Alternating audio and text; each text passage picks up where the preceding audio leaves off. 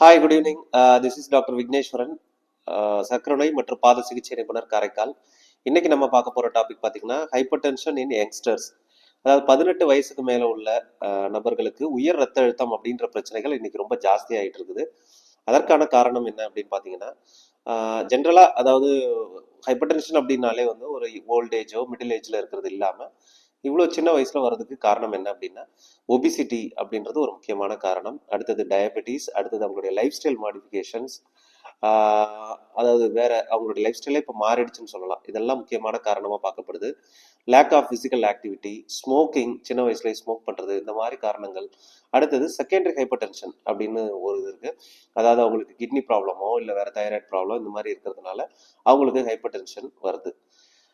So இது எப்படி வெளியில வரலாம் அப்படின்னு பார்த்தீங்கன்னாக்கா, முக்கியமாக அவங்களுடைய ஒபிசிட்டி அப்படின்றது குறைக்கணும்.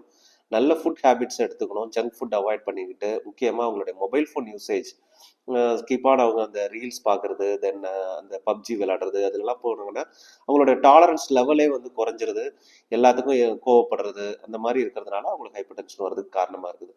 ஸோ அவங்க ஃப்ரீக்வெண்ட்டாக every month or 3 months once ஆகுது வந்து அவங்க பிபி செக் பண்ணிட்டு அதுக்கு என்ன காரணன்றது டாக்டர்கிட்ட பார்க்க வேண்டியது முக்கியம். ஸோ அடுத்தது டிஜிட்டல் ஃபாஸ்டிங் அப்படின்ற ஒரு மெத்தடை ஃபாலோ பண்ணணும். அது என்னன்றதை நம்ம நெக்ஸ்ட் வீடியோவில் பார்க்கலாம். தேங்க்யூ.